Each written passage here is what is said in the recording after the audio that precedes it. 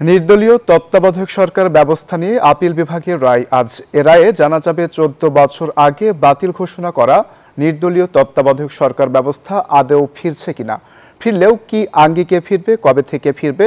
এর আগে গত ১১ নভেম্বর এই আপিলের ১০ম দিনে শুনানি শেষে প্রধান বিচারপতি ডক্টর সৈয়দ রেফাত আহমেদের নেতৃত্বাধীন ৭ জন বিচারপতির আপিল বিভাগ বেঞ্চ রায়ের দিন নির্ধার্য করে।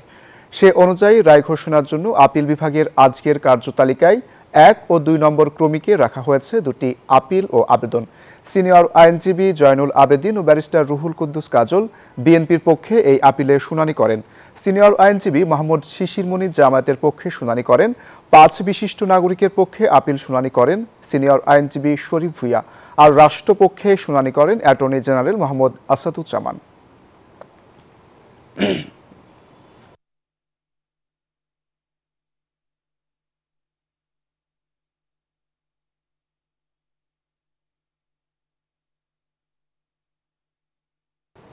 এ বিষয়ে সর্বশেষ তথ্য জানাতে আপিল বিভাগ থেকে যুক্ত হচ্ছেন সহকর্মী মাহমুদ হাসান।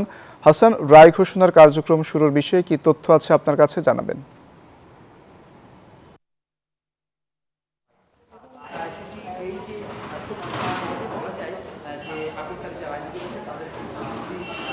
ধন্যবাদ শাহরিয়ার।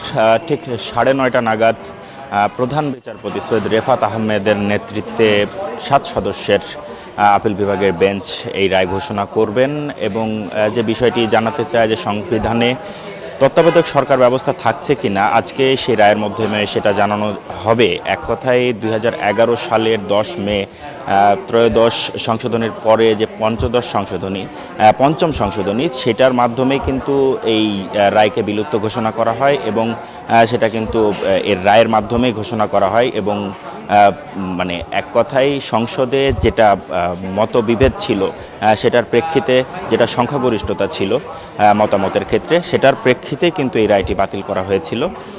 তার পরবর্তীতে দীর্ঘ সময় আপিল করা হয়েছে। বাংলাদেশের যে অন্যতম প্রধান যে রাজনৈতিক দলগুলো, জাতীয়তাবাদী দল বিএনপি, জামায়াত ইসলামী সহ আরও বেশ কয়েকটি দলের নেতৃত্বের লোকজন কিন্তু এই আপিলটি করেছিলেন যেন সংবিধানে এই তত্ত্বাবধায়ক সরকার ব্যবস্থা ফিরিয়ে আনা হয়।